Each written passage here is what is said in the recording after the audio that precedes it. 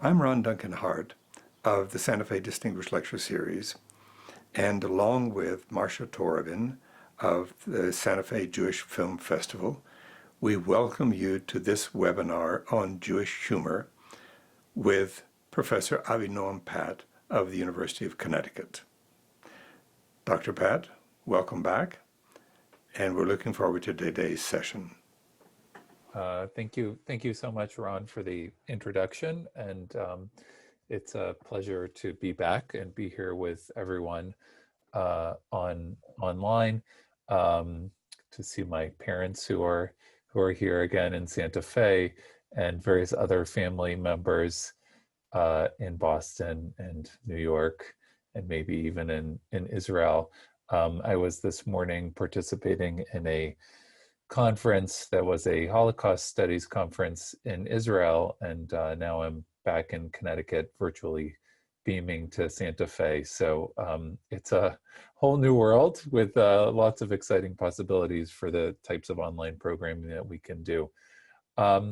What I'd like to do, and I appreciate having a few extra minutes, is be able to engage with the topic that we are going to talk about today, Jewish humor as a response to anti-Semitism, have some time to share some additional materials with everyone who is here, and then really leave some time at the end of the program today for Q&A, so we don't feel rushed and run out of time, but that also we're respectful of everyone who's here. And I see we have a participant from Brazil too. So we are represented on multiple continents, which is very exciting. And I'll just say by way of beginning, Ron, that if you do notice if there are any technical issues that come through, or things are not playing well, or audio issues, feel free to stop me and we can pause. I'm going to share my screen now with my presentation, and I'll be playing some videos. So let me just go through, and Ron, I think I might need you to enable me to share the screen.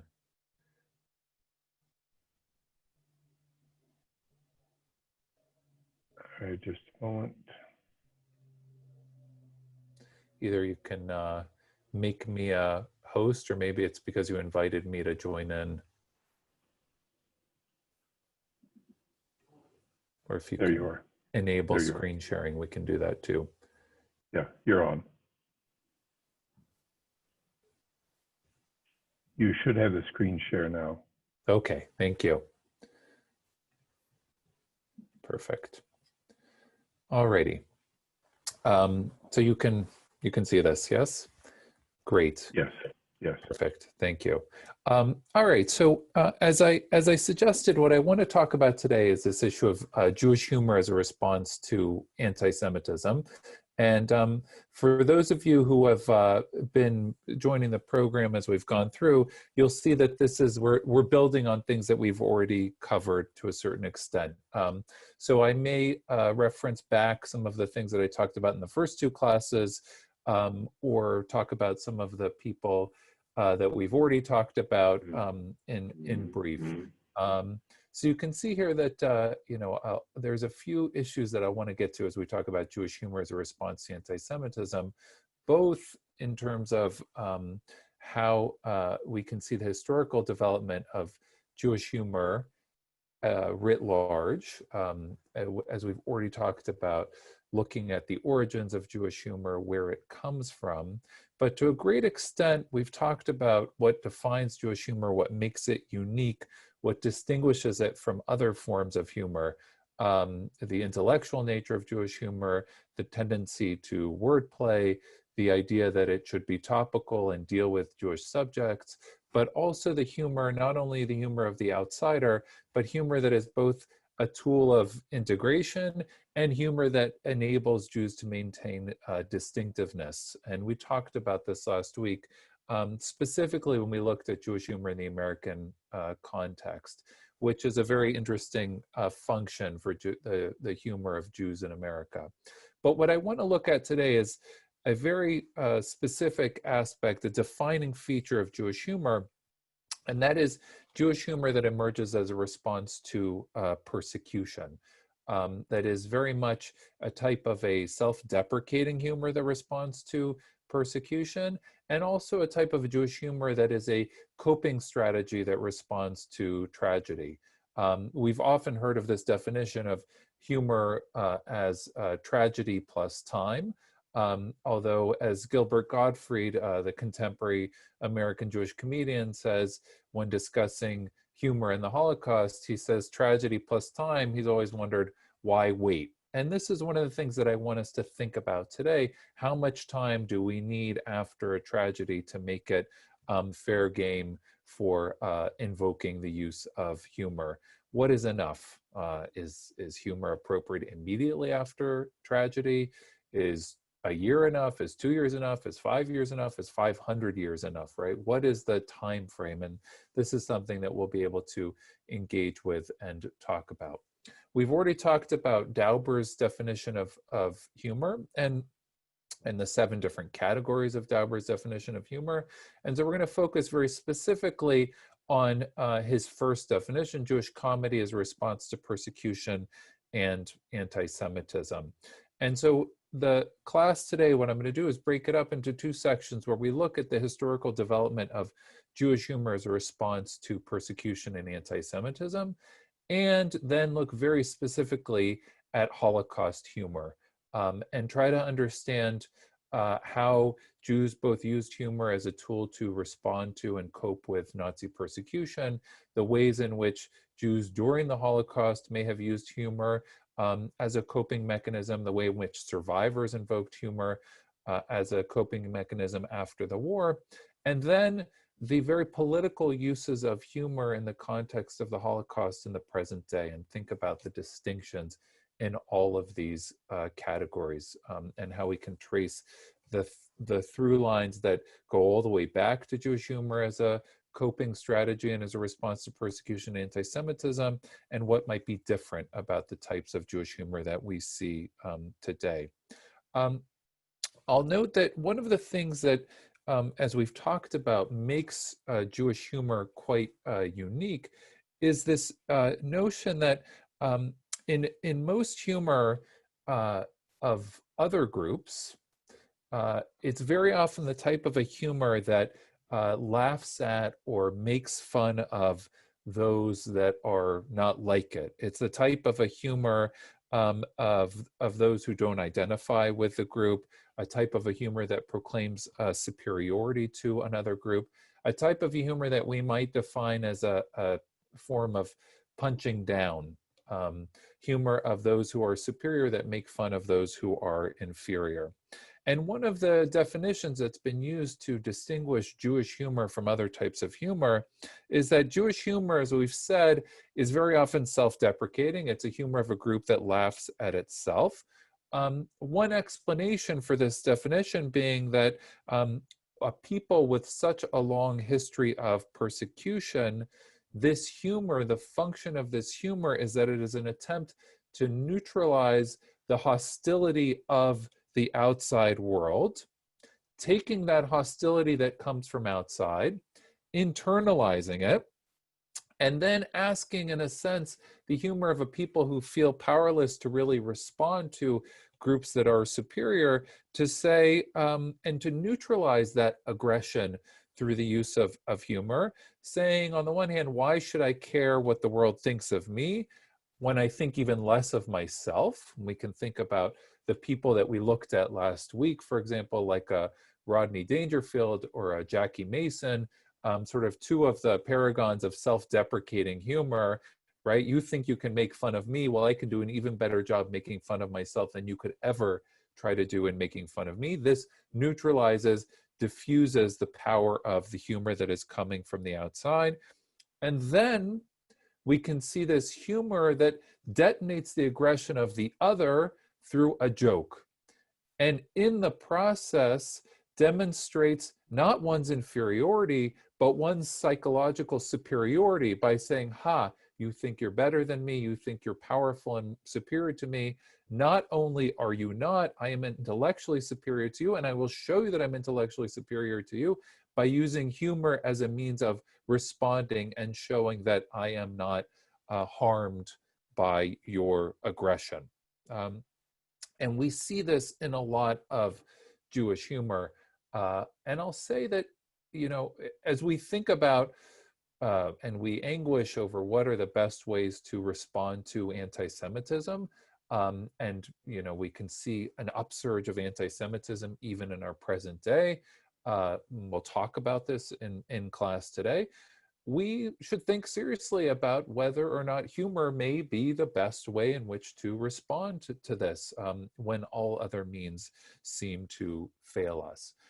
Now, as we already talked about, we can see this motif of humor as a response to anti-Semitism as a very prominent motif throughout Jewish history. We can look all the way back to the Purim story as an example of this sort of idea of using humor to affect a comic inversion, to take those who are superior and put them in their place.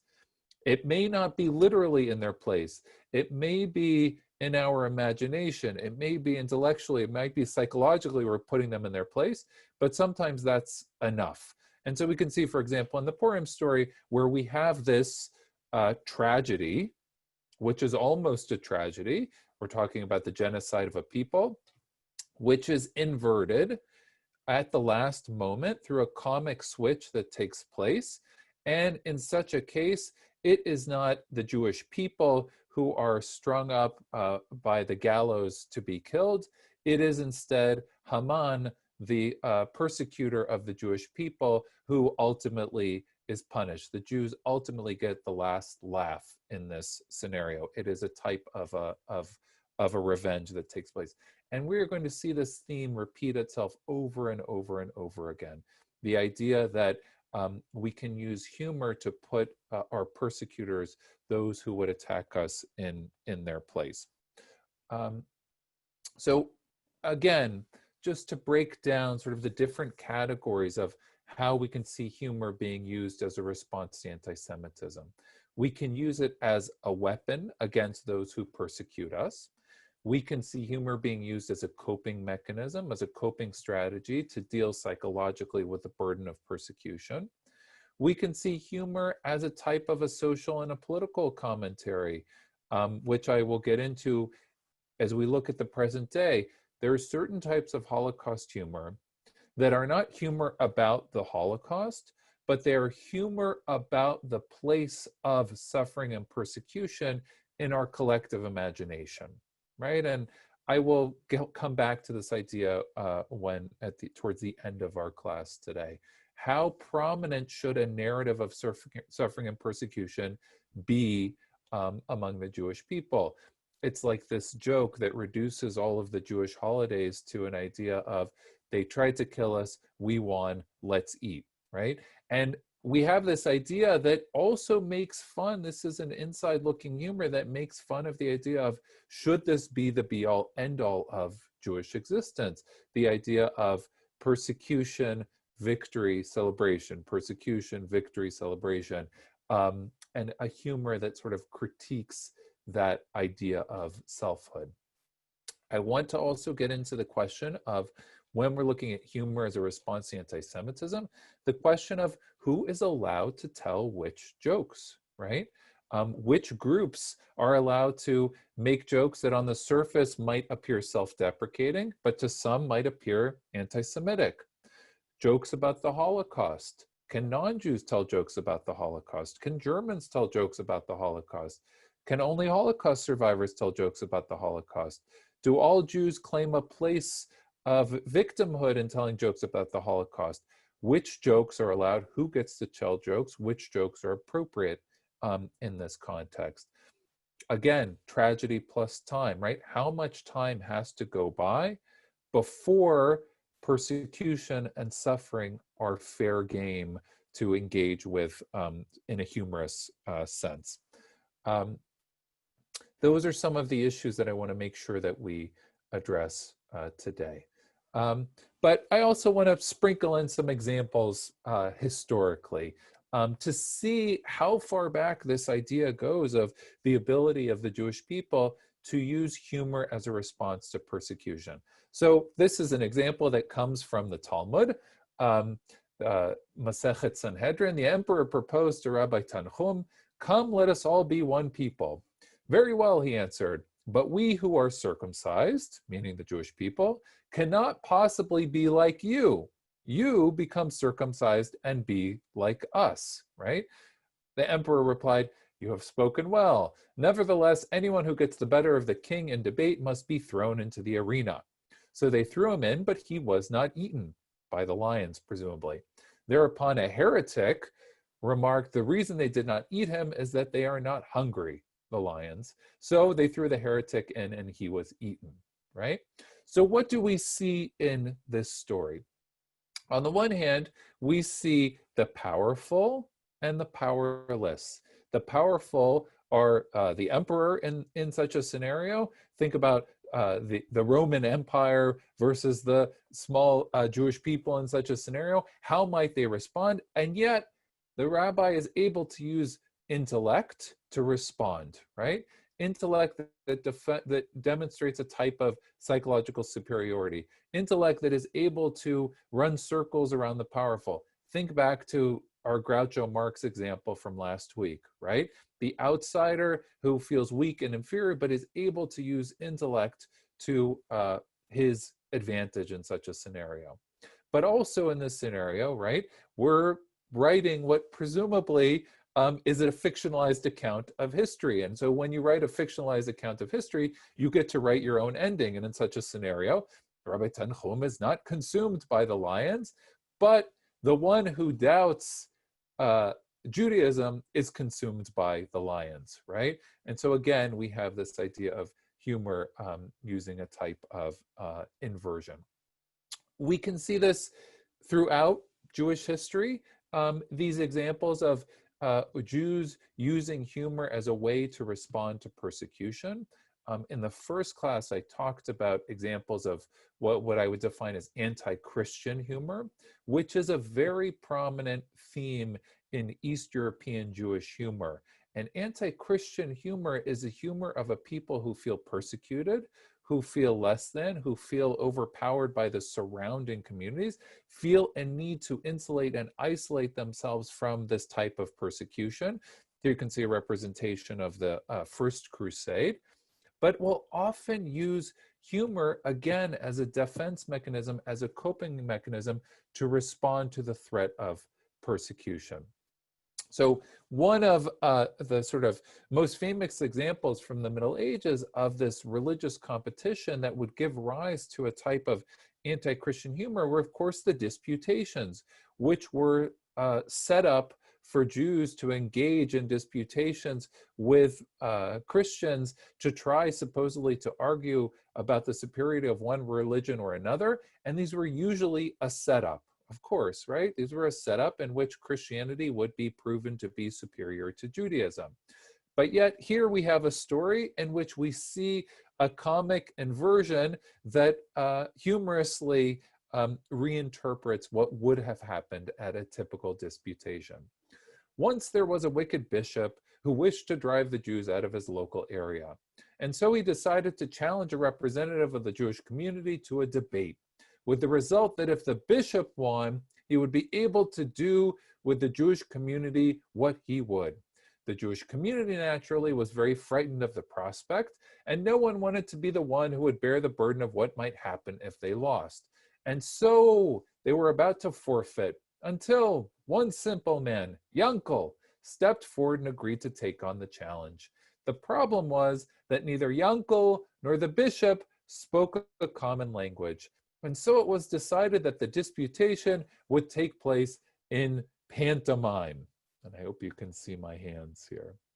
The bishop strode proudly to the center of the town square and held up 3 fingers. Yankel, for his part, held up a single finger in return. Then the bishop, looking slightly flustered, pointed into the distance. Yankel responded with a finger stabbed sharply down to the earth. The bishop, now apparently entirely discombobulated, produced an apple from inside his cassock. Yankel took out a loaf of bread. And with that, the bishop stalked away shouting, "Enough! The Jews have triumphed." Don't worry, I have the ending on the next slide. His fellow churchmen gathered about him, asking what happened. He said the brilliant Jew had a response for everything. First, I held up 3 fingers to indicate the power and majesty of the Holy Trinity. In return, the Jew held up a single finger to report that majestic power is more fully embodied in a singular form, like the God of the Hebrews. And what is more perfect in essence is finer. In return, I suggested that our Son of God will return from afar, from where he is now, to show the Jews the error of their ways. The Jew replied in turn that faith must be judged not by some abstract happening in the distance or the future, but what occurs in the present. At the moment, and where was our Messiah now? I had one more possibility. I produced Eve's apple, sign of the original sin that scourges us all. But when he produced wheat, the staff of life, showing divine mercy rather than prejudgment, I fell silent. I had nothing more to say. The churchmen shook their heads. Back on the other side of the square, at the synagogue, there was great and festive rejoicing. And the rabbis said to Yankel, "Yankel, how did you do it? How did you best the brightest mind of the church in theological disputation?" Yankel frowned. "Well, to be honest, I don't quite know," he said. "First, he told me that he wanted 3 debates, and I suggested that 1 would be plenty. And then he thought we should do them over there. And I said, we should do them here. That'd be fine with me. And then we had lunch." So this is a classic Jewish response to a disputation, right? On the one hand, we have the sort of intense power differential that takes place, but we also have this idea that they're speaking completely different languages, literally and figuratively. They are unable to communicate. And it undermines the notion that there could ever be any sort of a rational disputation that would take place. Not only are they speaking different languages linguistically, they're speaking different languages theologically and religiously. And so ultimately, we have the simple Jew, Yankel, who undermines the whole sort of philosophical edifice of having a disputation like this by triumphing inadvertently, right? So there's a wonderful story that sort of shows how we can use humor also as a type of a weapon, humor that also might function as a type of a coping strategy in such a circumstance where Jews are ultimately powerless to defend their religion under such circumstances. Although intellectually it maintains the belief that Judaism is superior.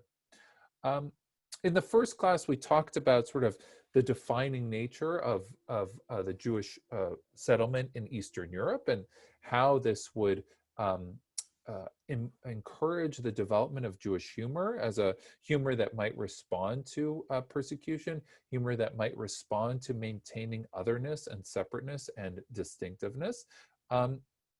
We can also see sort of the idea of the extremes that sort of anti-religious persecution would go to. The perfect example, of course, being the expulsion from Spain in the year 1492. Although I point this out to you because I think it raises a really interesting example. You have the case of the Spanish Inquisition from History of the World Part 1. And I'm not going to play the video now, but if you recall, Mel Brooks in History of the World Part 1 makes a musical about the Spanish Inquisition. And for those who, I'm not going to sing it right now, the Inquisition, here we go, the Inquisition, what a show. And you have singing and dancing Torquemada, and you have Jews being persecuted, a Jackie Mason sort of being persecuted by monks and swimming nuns. And it's a musical about the Inquisition. Now, what's really interesting about the Inquisition as a historical example, and I just want to use this as a backdrop, is that when Mel Brooks makes History of the World in 1981, 500 years have gone by since the Inquisition. And so he can make a musical number that sort of pokes fun at the Inquisition, pokes fun at persecution, pokes fun at the way in which Jews might have suffered in 1492 at the hand of the Catholic Church in a way that simply was not possible in 1967, for example. And we'll talk about this. When we see the producers come out, right, it's a completely different ballgame to try to make a film that pokes fun at the idea of a singing and dancing Hitler than it is 500 years later to make a musical that pokes fun at a singing and dancing Torquemada who persecutes the Jews, right? And this raises the question of how much time has to go by before it is deemed appropriate to have humor about persecution. At the same time, a lot of this humor, is also a type of a humor that responds to the power differential between Judaism and Christianity. And I don't know how many people are familiar with this joke. This is one that Dauber starts his book with, but I like it as a representative example of sort of anti-Christian Jewish humor. So it goes like this. You want to hear a joke? I'll tell you a joke. What's green is nailed to the wall and whistles? I give up. A herring. A herring's not green. No, you could paint it green, but it's not nailed to the wall. You could nail it to the wall if you wanted to, but a herring doesn't whistle. All right, fine, so it doesn't whistle. Okay. On the surface, right, this is a nonsensical, absurdist joke. And it's a joke about nailing a herring to the wall nailing something to the wall and calling it green and saying it's nailed to the wall and saying it whistles and calling it a herring, right? Now, it comes across as an absurdist joke, unless, right, we read it as an anti-Christian joke. And if we read it as an anti-Christian joke, then we see it as a joke that might be about suggesting that you could nail anything to the wall and call it God. And when we read it in that light, it's a completely different type of joke. But it's also the type of a joke that you have to understand the subtext of the joke to understand what's going on here. So it's double-coded in a certain sense. It's a joke that Jews could tell about Christianity in Yiddish for a Jewish audience that would understand, that might not be deemed threatening by an audience on the outside that wouldn't understand. It's again the idea of speaking two different languages. There's a wonderful story by Isaac Bashevis Singer called Gimple the Fool. And Gimple the Fool was one of Singer's first stories to be translated into English in 1946. And it's a story about a simpleton who, you know, is willing to believe anything, and the whole town makes fun of him, and he's the butt of everyone's jokes. And it's a Jewish town, and it's a little shtetl called Frampel, and everybody makes fun of Gimple. But when the story was translated from Yiddish into English, Singer left out a couple of very important components of the story that demonstrated for Singer in Yiddish how much of a fool somebody like Gimple was. So for example, he left out the idea that Gimple believed that it was possible to have children through immaculate conception, or that Gimple believed that his wife, who was cheating on him, was able to have a baby even though they have never had relations. And why did he believe this? Because he said, everybody knows that this is what Yoisel, this is where Yoisel came from. This is where Jesus came from, right? Singer uses this as a way to say every Jew knows in such a circumstance that such a thing is impossible. He has the term, for example, nicht gestoigen, nicht geflogen. Now, if those of you who know Yiddish, nicht gestoigen, nicht geflogen, you know that this is a Yiddish term to say that something is impossible, something never happened. But in Yiddish, what nicht gestoigen, nicht geflogen really means is literally, it means that he never stood, right? And he never flew. Who never stood and never flew? Jesus never rose, and Jesus never ascended to heaven. And this is the Yiddish term for calling something BS, right? For saying something is impossible. Singer knew enough to know that he shouldn't translate this from Yiddish into English because he didn't want to offend an American audience, right? And this shows us the degree to which we can have certain sort of theological anti-Christian components embedded into Yiddish that you're worried about translating to English because you don't want to offend your audience, right? It's an interesting example of what gets lost in this type of a translation. In late 19th century Europe, as we've talked about in the case of Tevye, we can see humor playing a really important role as a coping mechanism to respond to the outbreak of pogroms, which really ramp up between 1881 and 1914 in Eastern Europe throughout the Pale of Settlement. This is one story that went around, and it's a very dark sort of what we would call a gallows humor. In a small village in Poland, a terrifying rumor was spreading. This was the basis of blood libels. A Christian girl had been found murdered.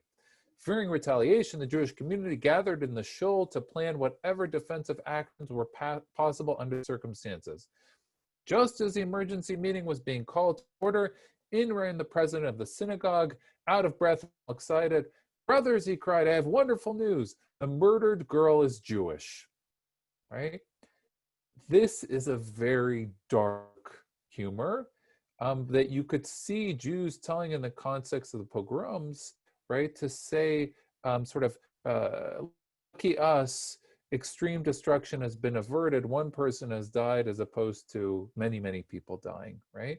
There are many examples of these types of jokes that would have been told in Eastern Europe as a response to sort of a very morbid gallows humor, which we'll see examples of it appearing in particular in the time of the Holocaust as well, right? That all suffering is relative under such circumstances. I told this one on the first class about the Jews and the bicycle riders. This is another type of a humor that responds to the basic irrationality of anti-Semitism, right? Who is to blame? A Jew was stopped on the street by a bully and challenged to say whose fault it was that Europe was in such a mess. The Jew, said the Jew knowing his audience, and the bicycle riders, right? And the bicycle riders are as much to blame for the problems as the Jews.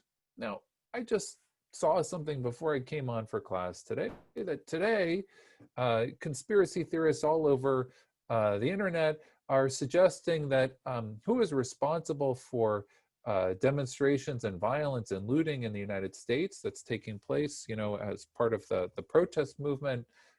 Who's responsible? George Soros. Of course, George Soros, right? He's trying to undermine America by bringing in demonstrations as he does all over the world. Now, this is an absurd, ridiculous notion. We all know it's absurd and ridiculous, but go have a rational conversation with an anti-Semite who traffics in conspiracy theories. It's simply not possible. And so this is a case where we can see humor that points to the irrationality, the stupidity of the underlying belief system through humor. And perhaps it's the best and only response in such a circumstance. Because how can you have a rational conversation with someone like that? This might be something we can try to engage with. So we could see all these types of humor leading up into, sort of being an important part of European Jewish humor.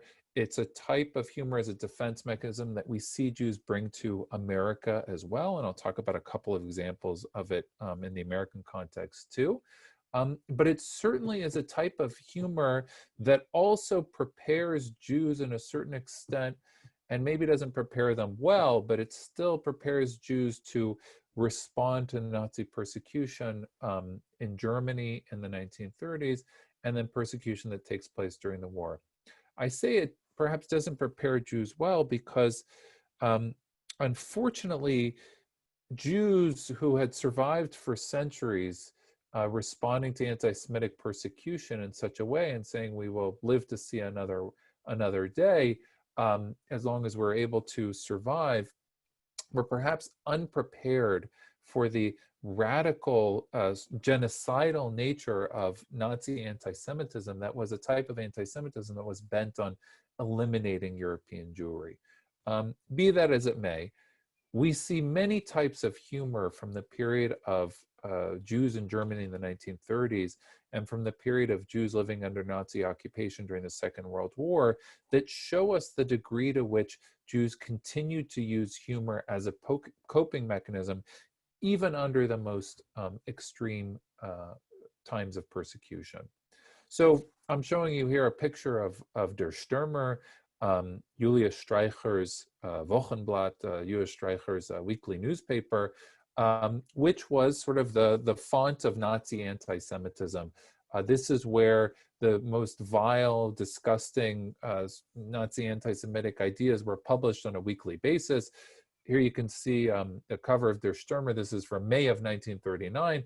Again, trafficking the idea that Jews are responsible for ritual murder, blood libel, using the blood of Christian children.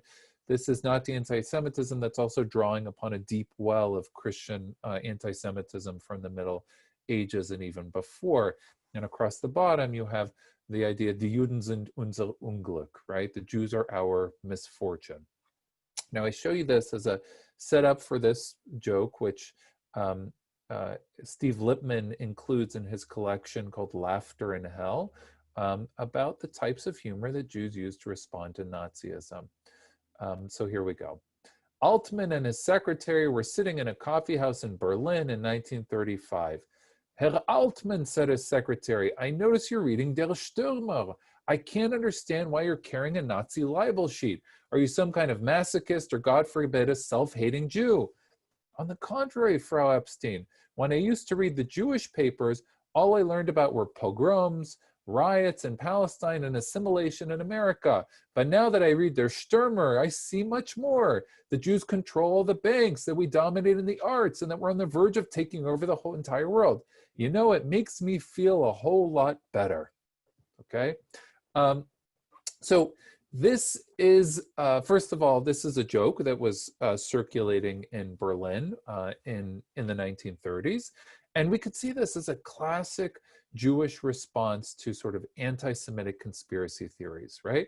You believe that we control the banks, you believe that we control the world, we believe that we control the media. Yeah, we do, and you don't even know how much we control it, right? This is an example of what I was talking about before, about taking the aggression and persecution of the outside world, internalizing it, and then detonating it through a joke, right? And this is very common. We can see this motif repeating over and over again. Some of you may have seen The Plot Against America on HBO recently. This joke got written into The Plot Against America in one of the episodes, which was also a response to, you know, Henry Ford's anti-Semitism in the Dearborn Independent, or Father Charles Coughlin's anti-Semitism in America in the 1930s, right? These conspiracy theories which refuse to die, which are resurgent again today. Conspiracy theories that suggest that, you know, Jews are spreading the coronavirus all over the world, or, you know, as I just told you about George Soros and, you know, sowing seeds of unrest. So we can see this as a type of a sort of sarcastic response to that type of malignant conspiracy theory anti-Semitism through the use of humor. There are also examples that we have from the period of the war and the period of the ghettos. And this is something that I've written about. And I mentioned that my chapter on in Laughter After looks at Jewish humor in the aftermath of the war, specifically contemporary examples of Holocaust humor. But I've also been very interested in the ways in which Jews use humor both during the war and in the immediate aftermath of the war in the DP camps. So this is, for example, a song that was sung, a rhyming ditty that was sung in the Warsaw Ghetto, that I'll just read to you a little bit of it. Was darfen mir weinen, was darfen mir klagen, mir wollen nach Franken a Kaddish noch sagen. Why must we cry, why must we wail? We'll yet live to say Kaddish for Hans Frank, who was the governor of the general government. or the next line, Lo mir sein freilich und sagen sich Witzen, mir wollen noch Hitlern Shiva noch sitzen. Let us be happy and tell jokes. We will yet live to sit Shiva for Hitler.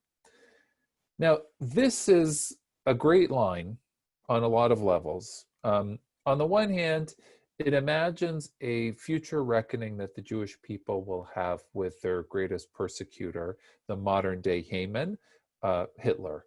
But it's also very ironic, right? It imagines that in the future, Jews will be able to be happy and tell jokes because they will outlive Hitler. And the irony that's embedded in this is the idea that they will yet live to sit Shiva for Hitler, as if anyone would sit Shiva for Hitler, right? But this is sort of an ironic statement that's embedded in this imagined future. And we can think about the implication of telling a joke is that someone will have a chance to laugh at it. I will eventually get the last laugh, right? And we could think about the power of humor under such circumstances. Humor as a psychological coping defense mechanism for people living under extreme persecution, right? You think you're powerful now. Someday, I or my descendants will live to see you dead, and we will laugh at you.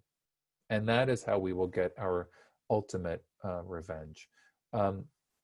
During the war, there were curses. This comes from curses that I found at Yad Vashem in the archives, that curses that were told about Hitler during the war that were collected in ghettos and other places. Number 2, Hitler soll wachsen wie Zwiebeln, das heißt mit dem Kopf in der Erde, right?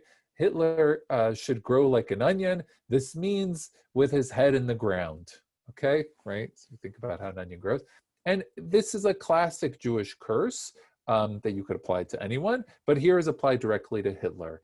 And this idea of reciting curses about Hitler is something that Jews who were completely powerless to alter their circumstances could do during the war as a tool, as a coping mechanism. Rabbi Shimon Huberman, who was in the Warsaw Ghetto and was part of Emanuel Ringelblum's collection project in the Oyneg Shabbos archive, collected all sorts of humorous sayings and folklore from the Warsaw Ghetto exactly with this purpose, to try to record the ways in which Jews used humor as a coping mechanism during the war. So we can see, examples of this. I'll read the last one for you. This came from Huberman's collection. A teacher asks his pupil, "Tell me, Moshe, what would you like to be if you were Hitler's son?" The boy thinks for a second. An orphan, right? And a lot of these jokes imply a future reckoning with Hitler, right? Imagining a day that Hitler will die. And in the formula of the joke, right, you're able to imagine a future where Hitler will die. Or another joke that came from the period of the war. Hitler, not being a religious man, was inclined to consult his astrologers about the future. As the tide of the war worsened, he asked, "Am I going to lose the war?" Answered affirmatively. He then asked, "Well, am I going to die?" Consulting their charts, the astrologers again said yes. "When am I going to die?" was Hitler's next question. This time the answer was, "You're going to die on a Jewish holiday." "But when? On what Jewish holiday?" he asked with agitation. The reply, "Any day you die will be a Jewish holiday," right? So we can see this idea again repeated in this type of humor, which is the humor that is used as a weapon, humor that is used to attack Hitler, humor that imagines a future death for Hitler. And I show you here an example from the DP camps. This is the first Purim, right? So think about the idea of the comic inversion that takes place on the Purim holiday, where Haman is the one who is ultimately hung. And then think about the first Purim that would have been celebrated in the DP camps after liberation. This is in Landsberg, near Munich, in Bavaria. Landsberg, of all places, the place where Hitler sat in prison for 6 months after the ill-fated beer hall putsch of November of 1923 and wrote Mein Kampf. And here you have Jews in one of the largest DP camps in Landsberg marking the Purim holiday in March of 1946 and celebrating that day when they were able to celebrate the fact that Hitler had died. And sure enough, you have Jewish survivors dressed up as Hitler. You have Hitler being put on trial. You have Purim carnivals where Hitler is hung. You have effigies of Hitler. It is a great celebration of the ultimate death of Hitler, of the idea that any day you die will be a Jewish holiday. So we can see this example as an example of the many ways that we have humor responding to persecution before the war, humor responding to persecution during and after the war, and humor being a really important coping mechanism which Jews used both to cope and to use as a weapon. And after the war, survivors who found themselves in Germany, of all places, noted the ironic fate that they found themselves in. This is a picture of members of a Zionist agricultural training farm who were preparing for their future lives in the land of Israel, living and working on a kibbutz, which they had called Nili, Netzach Yisrael Lo Yishaker, the eternal strength of Israel shall not be belied. And where were they working? They were working on the farm of this man, Julius Streicher, on his farm, which they had taken over as he's standing trial at Nuremberg, ultimately to be executed. The publisher of Der Stürmer. This is a type of symbolic revenge, right? This is an acting out of that revenge fantasy where Jews ultimately do get the last laugh against somebody like Streicher, the evil Streicher. So we can see this sort of repeated in all sorts of examples through Holocaust humor. I want to fast forward a little bit to look at how we can see this manifesting itself in the American context. And we have all sorts of examples from the American context where we see Jews continuing to use humor as a response to anti-Semitism. This is a similar type of joke that fits into this broader category of Jews getting the last laugh. A Jew in a Texas bar wears a large Jewish star and a chain around his neck. A big, angry-looking redneck walks into the bar and spies the Jew and bellows, "I hate effing Jews. Let's have a round for everyone in the bar except the goddamn Jew." The Jew smiles. The redneck continues to order more rounds, one after another, for everyone, and he continues to exclude the Jew. Finally, with the Jew still smiling broadly, the redneck says to the bartender, "What the hell is this Jew smiling about? I refuse to buy him a drink. Doesn't he realize how much I hate his Jew guts?" The bartender replies, "Yes, sir, but Mr. Bernstein is the owner," right? So again, we can see this sort of Jews getting the last laugh, right? Jews owning everything, right? This is a type of a joke that responds to anti-Semitism, in this case in the American context, with Jews getting the last laugh, right? And Jews profiting off the persecution of others, which is the ultimate type of a last laugh. I talked last week about Lenny Bruce. Lenny Bruce also uses his humor to respond to anti-Semitism. We can see this sort of continuation of the anti-Christian humor in this motif. Lenny Bruce has this line, "Now a Jew in the dictionary is one who is descended from the ancient tribes of Judea, or one who is regarded as descended from that tribe. That's what it says in the dictionary. But you and I know what a Jew is, one who killed our Lord. All right, I'll clear the air once and for all and confess. Yes, we did it. I did it. My family, I found a note in my basement. It said, 'We killed him,' signed Morty." And a lot of people say to me, "Why did you kill Christ?" I don't know. It was one of those parties. It got out of hand, you know? We killed him because he didn't want to become a doctor. That's why we killed him, right? Now, you're going to see a lot of comedians use this, a lot of comedians going back to anti-Christian humor. A lot of Sarah Silverman does this too, talking about the Jews killed Christ. Haha, yeah, we did. Right? So Lenny Bruce is one of the first that I can find in the American context who inverts this and laughs at it and says, "Yeah, right, we did," right? In sort of a very sarcastic sense. Um, all right, now I'm going to get to some of the sort of video material that I want to share with you, and we'll sort of end with a few examples that I can show you on video. Um, the, the producers is such an important example, especially for the time. And 1967, when the producers first comes out, is one of the first examples that we see what we would call Holocaust humor being used in the American context. Here you can see Mel Brooks on the right in one of his sort of classic poses. And we can also see LSD, the sort of singing and dancing Hitler from the producers. Now, Mel Brooks always said that when he used humor in the context of the Holocaust, he never used humor to make light of Jewish suffering. He would only use humor as a means of, as a weapon, humor that would attack Nazis. So for example, let's hope this works.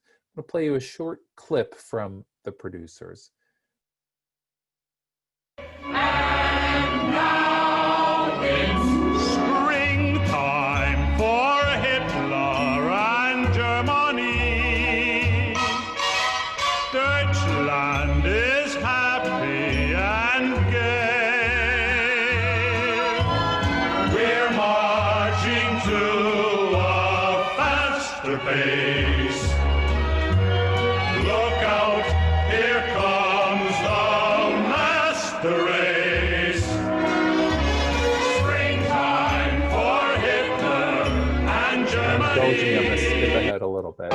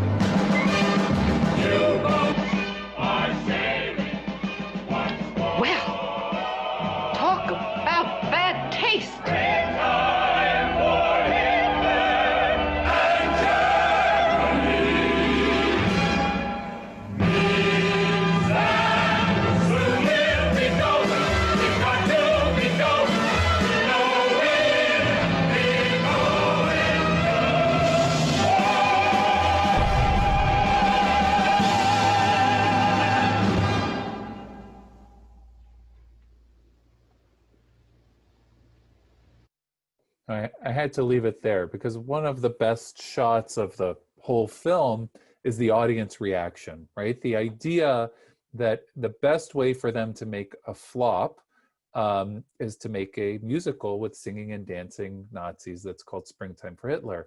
Of course, as we know, Bialystok and Bloom, ultimately the joke is on them because everybody ends up loving this sort of doofusy Hitler that emerges in the play, and they end up getting caught in their scheme. Now, the irony of the whole thing is that we can see by the very end, by the early 2000s, this is no longer shocking when we have the producers appearing on Broadway, and it's not as shocking as it was in 1967, 68, when Mel Brooks almost couldn't get this film made because the idea of making a film with singing and dancing Nazis was just too far beyond the pale, right? And it's an interesting case to see how taste changes over time, how the idea of what is taboo changes over time, and the idea of what we would consider shocking changes over time. Mel Brooks was fully aware of this. We can see him playing with this idea and looking at the audience reaction at the same time, an awareness of how the audience might react to the singing and dancing Nazis on stage, although he would always say that he used humor, much like Charlie Chaplin did, to make fun of the great dictator, a humor that was designed to attack the powerful, a humor that was used to satirize those in a position of power. Um, okay, we talked last week a little bit about sort of the self-deprecating humor that Woody Allen uses in Annie Hall as a response to anti-Semitism. I want to play a very short clip from Manhattan, 1979, I think. I heard you quit your job.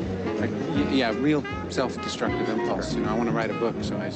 Has anybody read that Nazis are going to march in New Jersey? You know, I read this in the newspaper. We should go down there, get some guys together. You know, get some bricks and baseball bats, and really explain things to them. There was this devastating satirical piece on that on the op-ed page of the Times. It is devastating. Well, a satirical piece in the Times is one thing, but bricks and baseball bats really gets right to the point. Oh, but really biting satire is always better than physical force. Think about it. Physical force is always better with Nazis, because well, it's hard to satirize a guy with shiny boots. Okay, so, you know, I think Woody Allen, and we can discuss Woody Allen later for all his faults, but Woody Allen has a point there, right? Which is to point to the limits of satire in critiquing the powerful, especially those who are violent, right? And this is something that we can discuss in our discussion period, like the effectiveness of satire, because sometimes satire performs the opposite function of what it's intended to. By satirizing those who are threatening, by satirizing those who are powerful, you ultimately make them palatable. You soften them. You use humor as a release valve, which makes those who are in a position of power to persecute people seem less scary and less threatening, right? You know, we can think of all sorts of examples.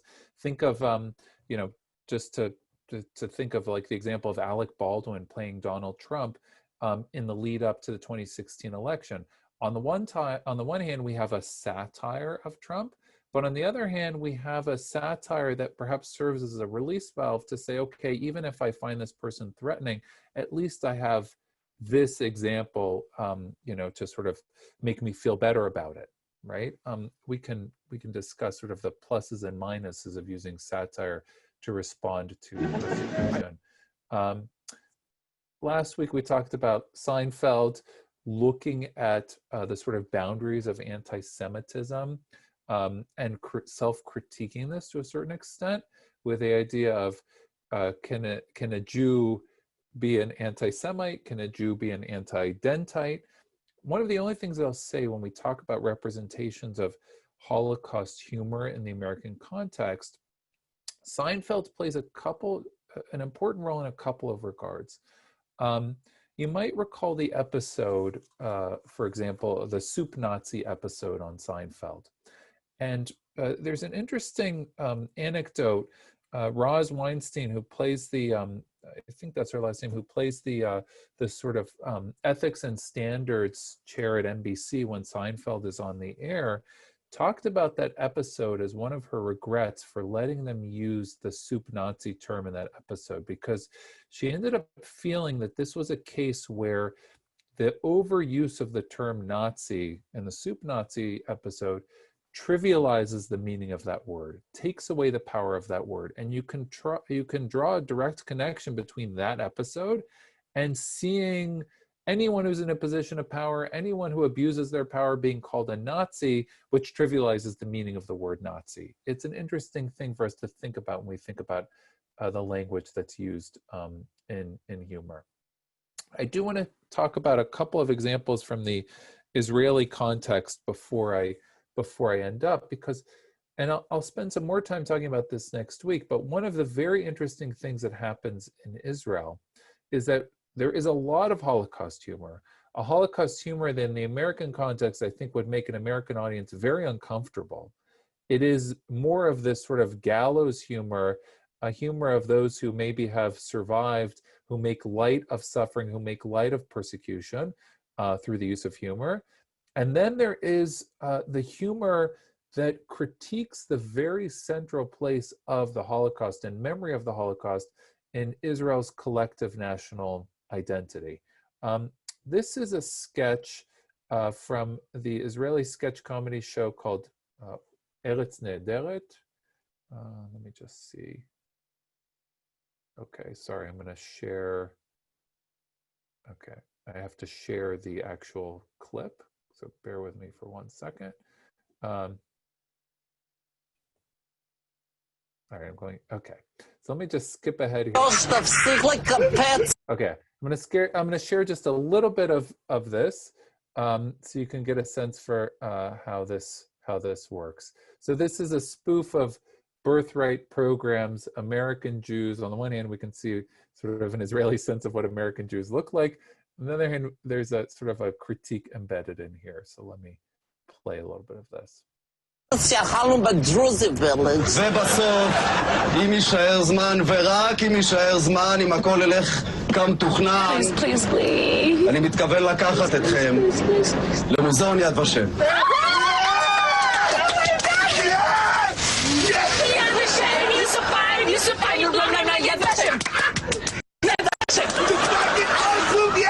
מוזיאון יד ושם מבוסס על השואה.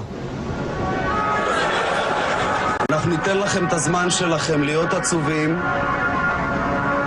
ואותו הזמן לסמס להורים שלכם שימשיכו לתרום למדינת ישראל, כדי שלא תהיה שואה שנייה, כי החלק השני תמיד פחות טוב מהראשון. I know. אין בעיות, להורים שלי יש כסף רב. אבא שלי יש...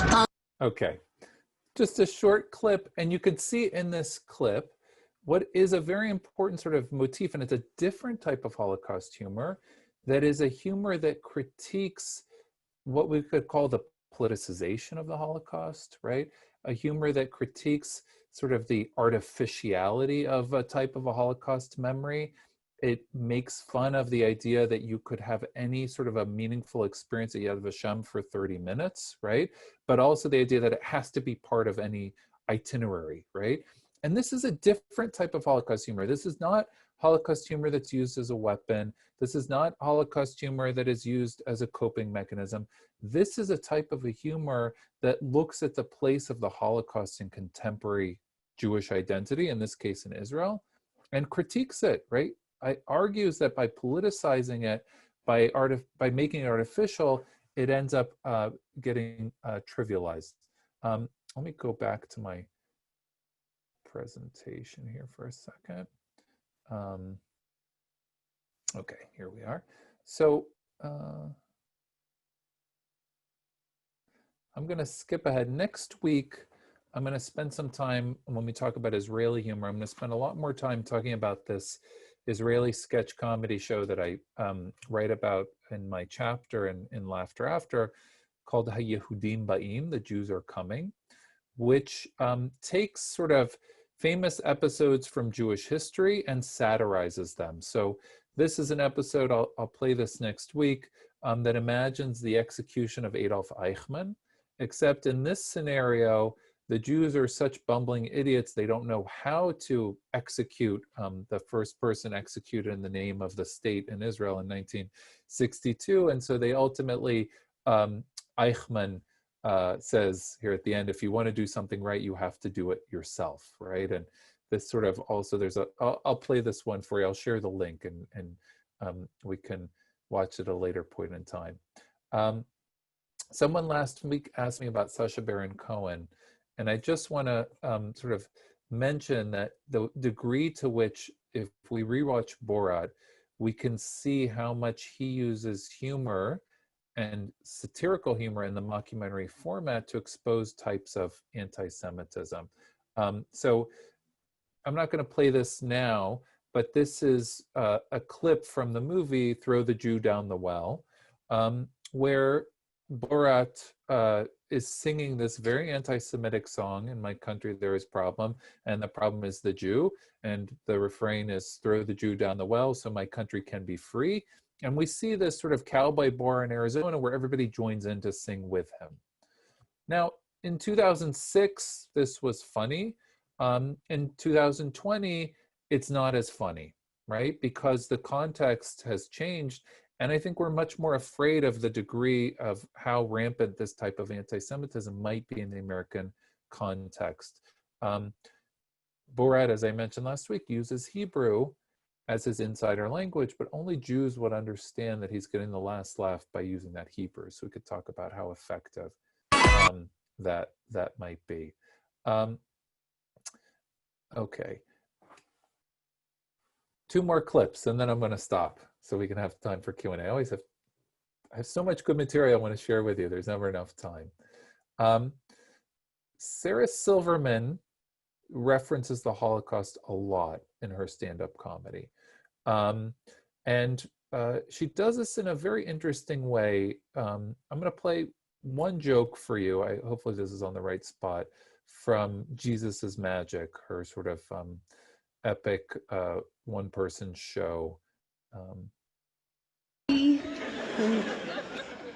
My niece is, my lesbian niece, their whole family is very Jewy, and she goes to Hebrew school and loves it.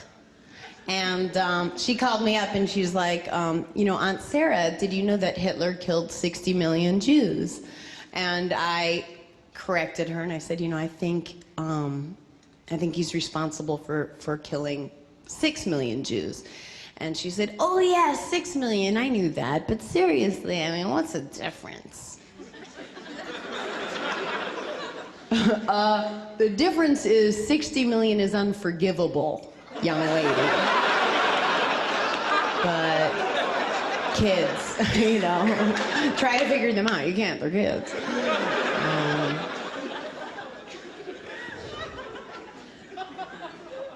My Nana was a survivor of the Holocaust, or I'm sorry, alleged Holocaust. And she had the tattoo, you know, the number, and thank God she was at one of the better concentration camps. She had a vanity number. It said, bedazzled, which is kind of fun.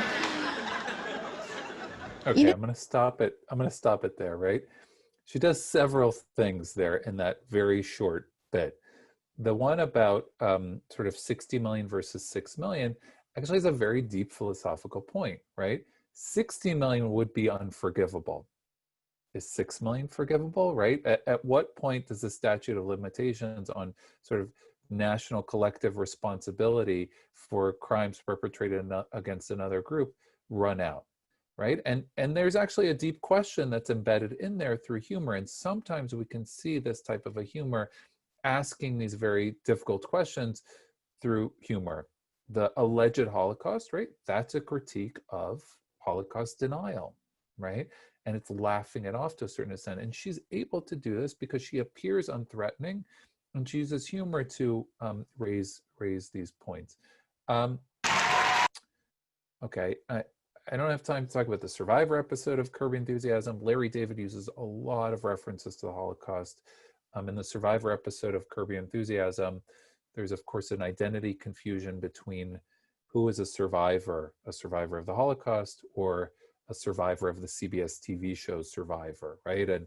And this is also a comment on the slippage that takes place when these terms are overused, right? A survivor in Larry's world is a Holocaust survivor. The TV show Survivor can't compare, right? Although, of course, Larry got in a lot of trouble for telling a joke on Saturday Night Live in 2017 that invoked the Holocaust and invoked Jewish suffering during the Holocaust. It was a joke about what type of a pickup line would you use in a concentration camp, right? And for a lot of people, this was a joke that seemed to cross the line. It's not a joke that makes fun of Nazis. It's not a joke that looks at representation of the Holocaust in contemporary society. It ended up being a joke that seemed to make fun of suffering. And that might be the point where we can sort of understand what are the distinctions between what is allowed and what is not allowed. In the interest of time and getting to Q&A, I won't share this last one, although I will share it afterwards and people can watch it. And I write about it in my chapter in Laughter After. This is a clip from Inside Amy Schumer called The Museum of Boyfriend Wardrobe Atrocities, which has to be one of the best 2-minute critiques that I've ever seen of Holocaust museums and sort of the artificial sadness of a Holocaust museum. Although in this place, what Amy Schumer does is reimagine the Holocaust Museum as a museum of boyfriend wardrobe atrocities. And instead of a pile of shoes, you can see a pile of Crocs, right? And I'll share the link with Ron to share with the group. It's very interesting to watch and to see how she critiques the place of the Holocaust in contemporary memorialization practices. I'm going to wrap it up there. Next week, I'm going to spend a little bit more time comparing the American context, the Israeli context, where I think humor functions very differently, and especially Holocaust humor functions very differently in the Israeli context, and we'll have some time to be able to talk about that. But I do want to leave a few minutes to answer questions that might have come up, because I covered a lot, as usual, covered a lot of territory in this session, looking at sort of the evolution of Jewish humor as a response to anti-Semitism, and also the ways in which Jews use humor to both cope with the Holocaust, cope with persecution, and also humor that functions as a weapon to attack Nazis. So I'm going to stop there. I'm going to exit the share, and then I'll look at some of the questions that have come in.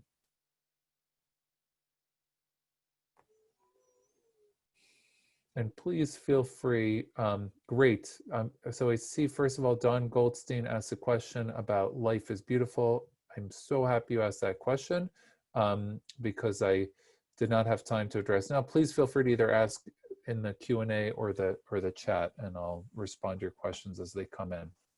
So Don Goldstein asks about life is beautiful.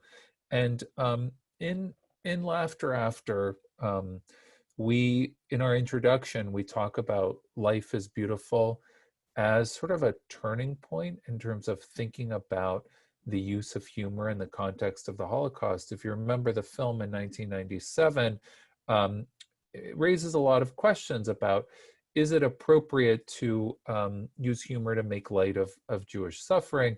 In this case, you remember Roberto Benigni sort of constructs an elaborate game in a concentration camp to enable his son to survive, you know, or to be able to cope with that situation. I think one of the things that Benigni's case makes very interesting is that it comes after Schindler's List. And Larry David and Jerry Seinfeld also raised this point in the Raincoats episode of Seinfeld, in which, in that episode, Jerry gets caught making out during Schindler's List. And if you remember, or if it rings any bells, or you can look it up on YouTube, you know, Jerry's parents are furious with him. You were making out during Schindler's List. And, you know, Jerry says they were in a movie theater and he took his girlfriend and they wanted to have, you know, this is what you do in a movie theater. Now, what they're really raising the question about is the movie theater a sacred space, right? As soon as we talk about representation of the Holocaust on film or on television, we're no longer functioning in a sacred space. So who is to decide that Schindler's List is more sacred of a representation of the Holocaust than Roberto Benigni's Life is Beautiful? Is it because Steven Spielberg's Jewish? Does he have more license than Roberto Benigni does? Is it because he films it in black and white? Well, you know, real life took place in color, but he uses black and white to make us feel like we're going back in time. You could see how this raises all the questions of representation and appropriate representation of the Holocaust. So I think, to answer your question specifically, Don, I think as soon as you start to talk about representation on film in a cinematic sense, there is a continuum that goes all the way from Schindler's List, which it tries to be as faithful to the historical record as possible, but it's still fictionalized in a lot of sense, to Life is Beautiful, to Inglourious Bastards, to Jojo Rabbit, right? There's a whole continuum of sort of different ways that humor is invoked in the context of the Holocaust. And I would just say Life is Beautiful is somewhere on that continuum. It's not quite as far to the, you know, humor side as Jojo Rabbit. It's not like Schindler's List. It's in between. Janice Huff, do other groups experiencing persecution and oppression use humor in a similar way, or is Jewish humor unique? Great question. And I would say that you know, one of the things that's interesting about that question is the ways in which humor might be used to respond to persecution for those who feel powerless. And so, you know, a perfect example of this in the American context, and I argued last week to a certain extent, I think stand-up comedy and this format of humor is a major Jewish contribution to American society. And we can see this type of self-deprecating humor, this type of humor that uses humor as a way to respond and diffuse it, as very Jewish. That being said, right, we can see other groups using this type of humor and stand-up comedy in the American context to respond to persecution. So just look at sort of the famous African-American comedians of the 1970s, the 1980s, Richard Pryor, Eddie Murphy, Chris Rock, Dave Chappelle, right? These are all examples of comedians who try to respond to racism, to respond to persecution that's taking place in the American context using humor. And it functions in a really similar way, right? It's a way of saying, I'm not threatening, we can laugh together, but I'm also going to point out the ridiculousness of your hatred, of your bigotry through humor, right? So I think it's a really interesting comparison. We can see other groups in the American context now who use humor in a similar way, very often from newer immigrant groups, South Asian, right?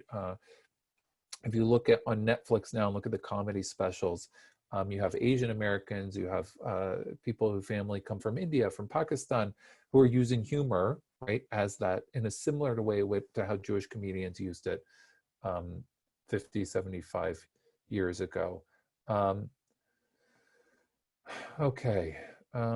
Jay asks, on Tragedy in Time, is everything illuminated a good case?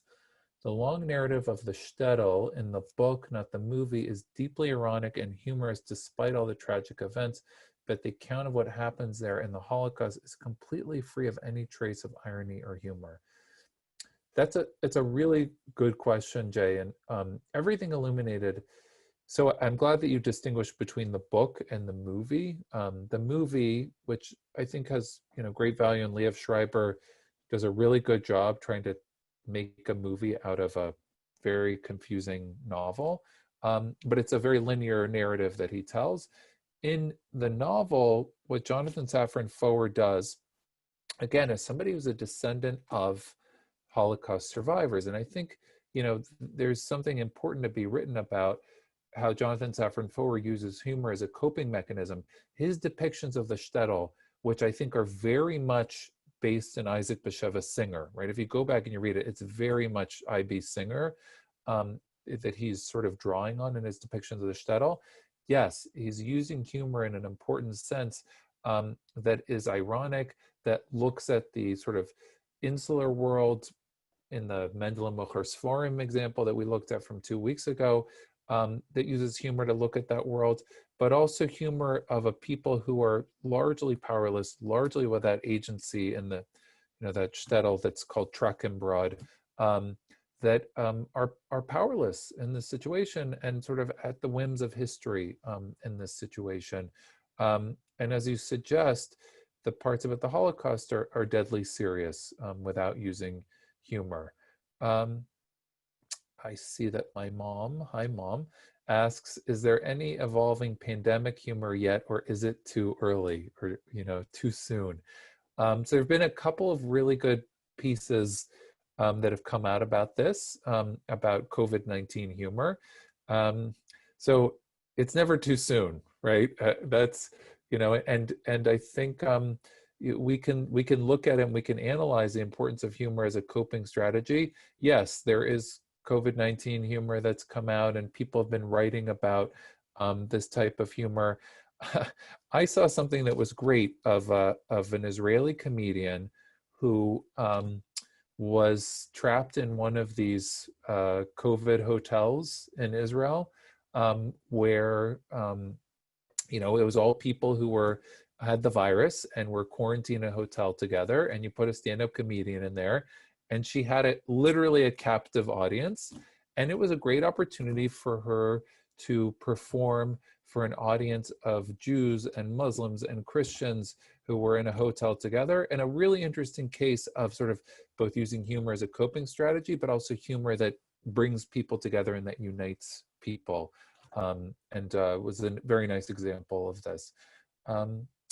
There's another question that came in. Given what's happening in the world today, this is from Molly Clark, with the rise of the right and fascism and anti-Semitism, I've completely lost my sense of humor and shudder to think it might be my only weapon.